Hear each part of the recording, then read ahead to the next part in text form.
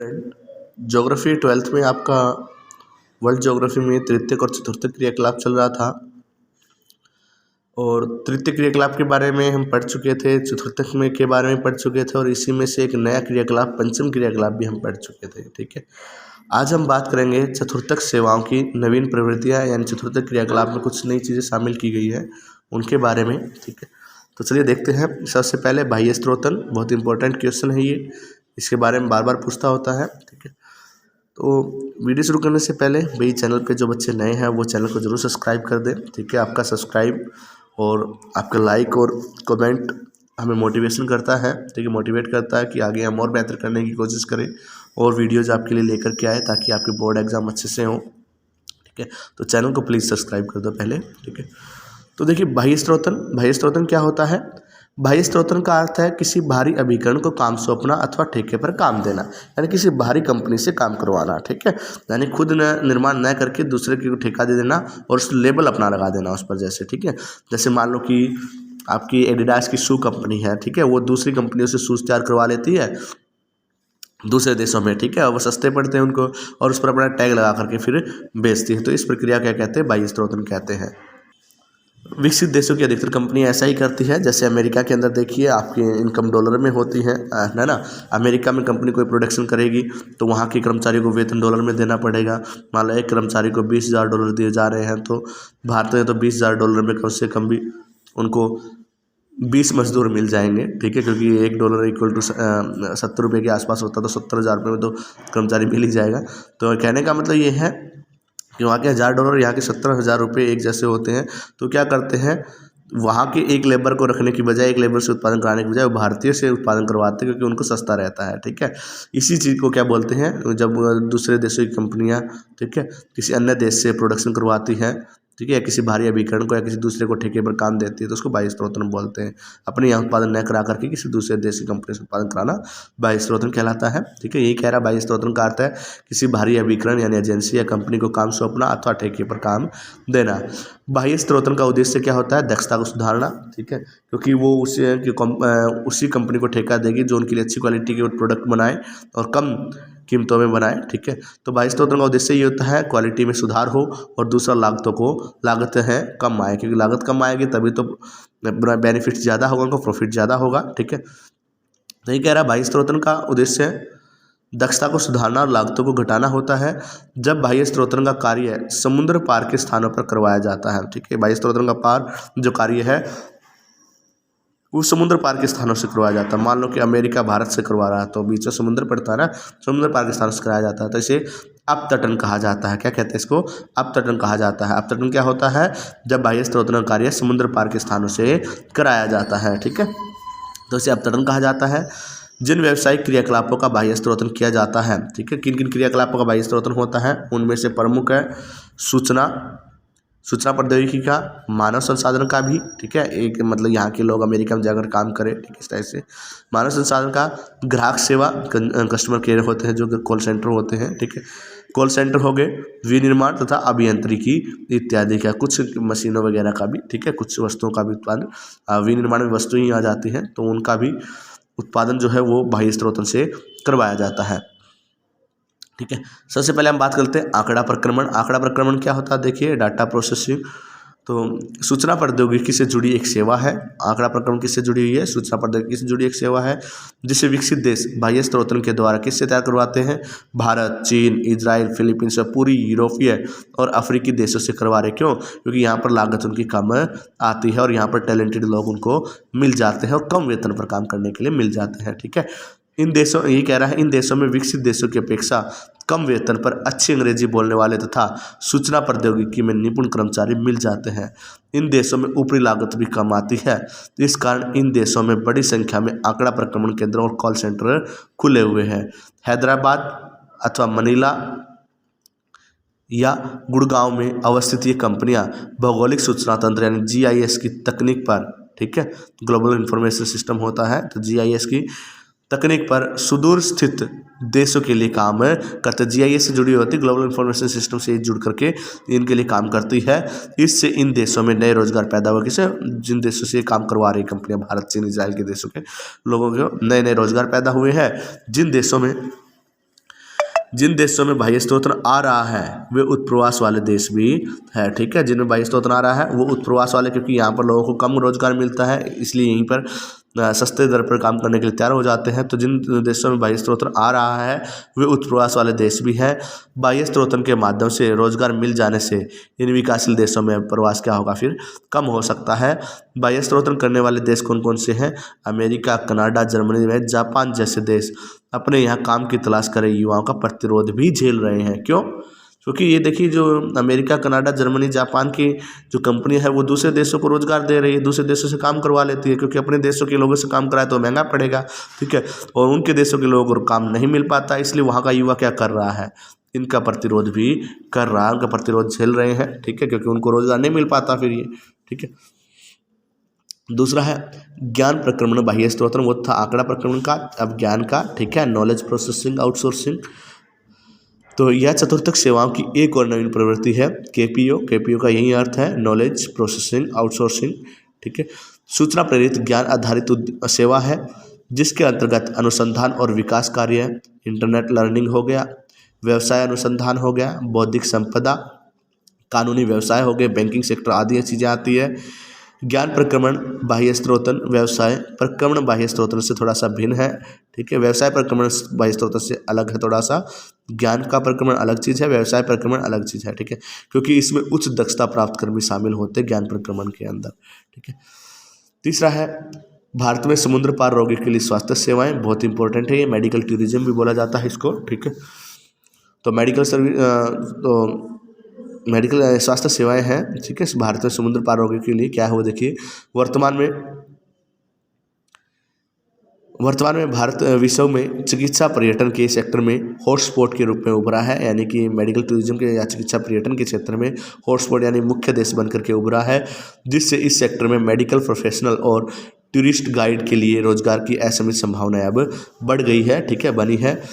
तो ये होता क्या है मेडिकल टूरिज्म, ठीक है। देखिए, टूरिज्म का मतलब तो पर्यटन होता है, मेडिकल मतलब इलाज कराने आइए और घूमने भी आइए और साथ ही साथ इलाज कराइए, ठीक है। तो ये होता है मेडिकल टूरिज्म, ठीक है। क्या मेडिकल टूरिज्म? कम खर्च पर मेडिकल व रिलैक्सेशन ट्रीटमेंट मिल जाए, और दूसरा प्राकृतिक विविधता और ऐतिहासिक धरोहरों के स्थानों पर घूमने का शौक भी पूरा हो जाए। आमतौर पर इसे मेडिकल टूरिज्म कहा जाता है। अन्य शब्द या साधारण शब्द में इसका अर्थ होता है घूमने आइए और इलाज कराइए। क्यों आते हैं भाई ये ऐसे, ठीक है, क्यों यहाँ इलाज कराने के लिए आते हैं? देखिए, हम एग्जाम्पल के माध्यम से समझ सकते हैं। ये एग्जाम्पल देखिए, सिमोन जर्मनी की रहने वाली हैं। कहाँ की है? जर्मनी की। वह इन दिनों काफ़ी परेशान है। क्यों? वजह और कुछ नहीं बल्कि पुत्र पीटर को हार्ट की बीमारी है, यानी सिमोन के पुत्र पीटर है उसको हार्ट की बीमारी है।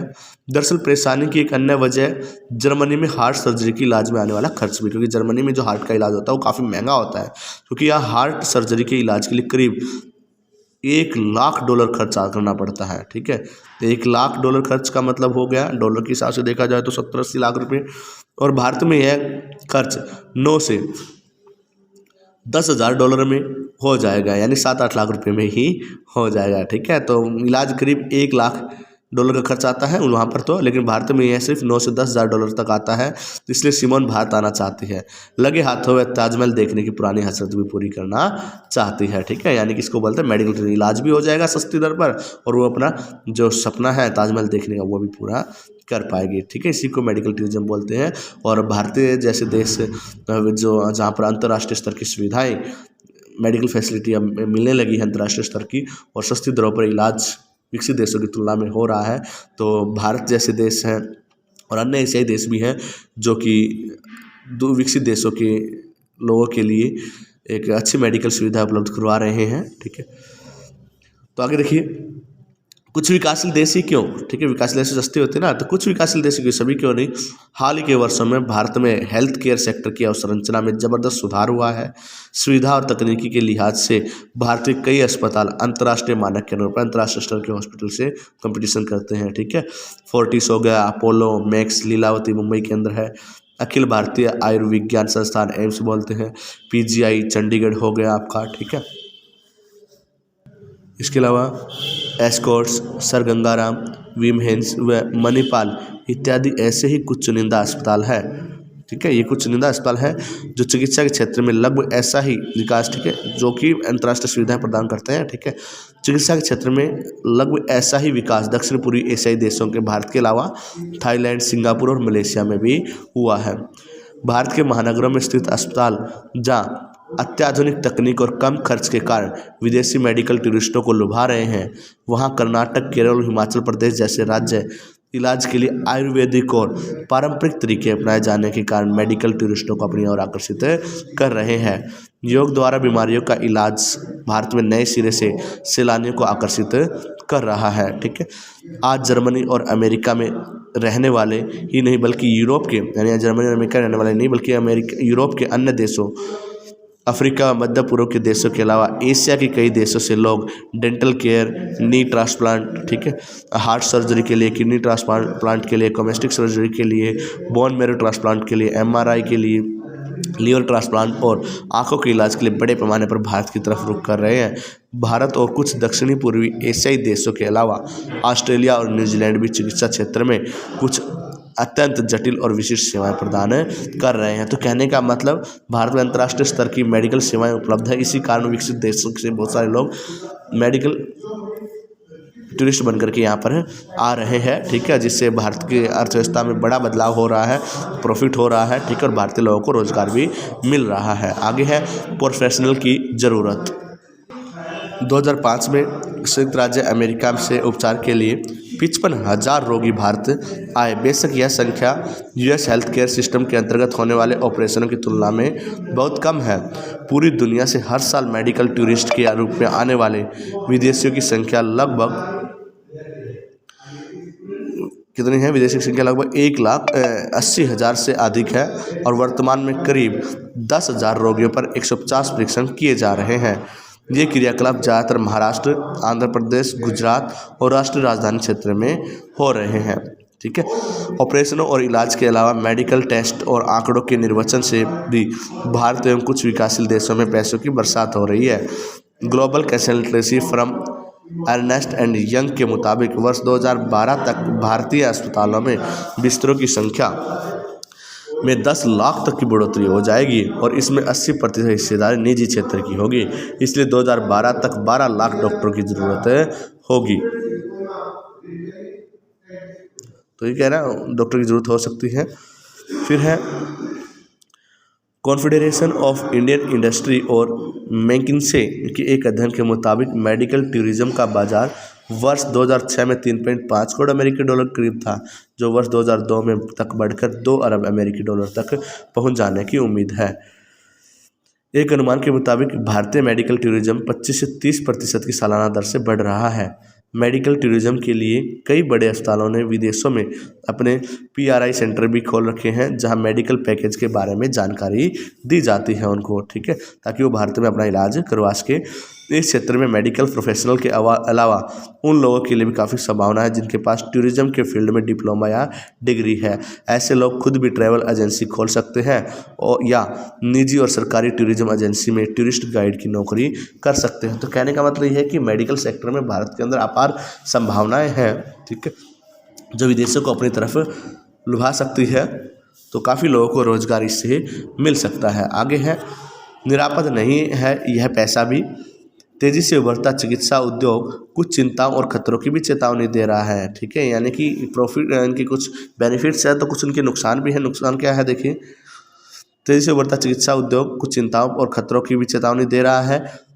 क्या इस देश में निरक्षरता, कानूनी खामियां, लाल फीताशाही, विवेकहीन लालची बाबू स्वस्थ होने की उम्मीद में आए रोगियों के जीवन से के साथ खिलवाड़ नहीं करेंगे? बिल्कुल करते हैं। विकसित देशों में प्रतिबंधित परीक्षणों का भारत में खुलेआम किया जाना अत्यंत जोखिम भरा है, यानी कि जो विकसित देशों के अंदर जो परीक्षण है, जो चेक, ठीक है, तो वो प्रतिबंधित है वहाँ पर, लेकिन भारत में खुलेआम वो परीक्षण किए जा रहे हैं। अनेक शेड्यूल्ड दवाइयाँ ऐसी हैं जिन्हें अनधिकृत डॉक्टर लिख रहे हैं और खुदरा दवा विक्रेता उन्हें गली मोहल्लों के नुक्कड़ों पर भी बेच रहे हैं। तो कहने का मतलब कुछ खामियां हैं टाइप मेडिकल टूरिज्म में हमारे यहाँ पर, उनको दूर करने की ज़रूरत है।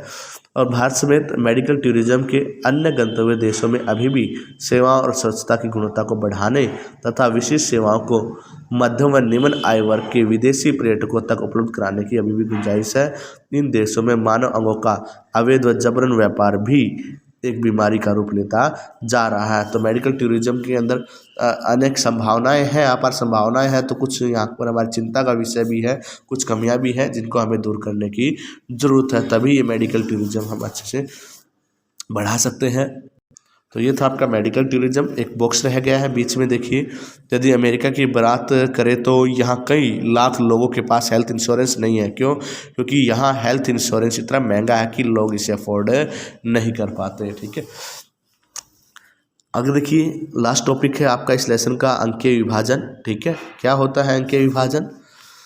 देखिए, विश्व में सूचना और संचार प्रौद्योगिकी पर आधारित विकास से मिलने वाले अवसरों का वितरण समान नहीं है। देखिए, विश्व के अंदर सूचना और संचार प्रौद्योगिकी पर आधारित विकास से मिलने वाले अवसरों का वितरण समान नहीं है। समान का मतलब भाई कुछ देश है जो अपने नागरिकों को संचार प्रौद्योगिकी या संचार से या सूचना के मामले में आगे बढ़ गए हैं, उनकी सुविधाएं उपलब्ध कराने में, और कुछ देश इसमें पिछड़ गए हैं, और यही क्या कहलाता है? अंकीय विभाजन कहलाता है। ठीक है, यह ठीक है कि देशों में व्यापक आर्थिक, सामाजिक और राजनीतिक भिन्नताएं पाई जाती हैं। ठीक है, आर्थिक दृष्टि से, सामाजिक और राजनीतिक दृष्टि से अलग अलग देशों में अलग अलग भिन्नताएं पाई जाती हैं, लेकिन निर्णायक और महत्वपूर्ण बात यह है कि कोई देश कितनी जल्दी अपने नागरिकों को सूचना और संचार प्रौद्योगिकी तक पहुंचाकर उसका लाभ उपलब्ध करा सकता है। आमतौर पर विकसित देश इन लाभों को अपने नागरिकों तक पहुंचाने में आगे निकल गए हैं, जबकि विकासशील देश इस दिशा में पिछड़ गए हैं। तो इसी को हम क्या कहते हैं? अंकीय विभाजक कहा जाता है। ठीक है, अंकीय विभाजक देशों के भीतर भी विद्यमान, यानी कि एक देश से दूसरे देश में ही नहीं होता बल्कि एक देश के अंदर भी होता है। तो अंकीय विभाजक देशों के भीतर भी विद्यमान होते हैं। किसी देश के सभी प्रदेश ज्ञान आधारित सेवाओं का बराबर लाभ प्राप्त नहीं कर रहे हैं। भारत, रूस तथा चीन जैसे विशाल देशों में यह अवश्य भावी है कि इनके महानगरीय केंद्रों में ग्रामीण क्षेत्र की तुलना में डिजिटल विषयों के साथ बेहतर संपर्कता पहुँच पाई जाती है। यानी ग्रामीण इलाकों में सूचना के मामले पर, सूचना संचार प्रौद्योगिकी के मामले में विकास कम हुआ है, जबकि नगरीय क्षेत्रों में ज़्यादा हुआ है। तो एक देश में भी अंकीय विभाजन हमें देखने को मिलता है। तो अंकीय विभाजन क्या होता है? सूचना संचार प्रौद्योगिकी के मामले में कुछ देश आगे निकलना, कुछ देशों का पिछड़ जाना, यही क्या कहलाता है? अंकीय विभाजन कहलाता है। ठीक है, तो ये था आपका कंप्लीट चैप्टर। तो तृतीयक और चतुर्थक क्रियाकलाप आज आपका लेसन कंप्लीट होता है। तो उम्मीद करूँगा ये समझ में आया होगा। फिर भी कोई दिक्कत, कोई प्रॉब्लम हो तो बच्चे आप बता देना। ठीक है।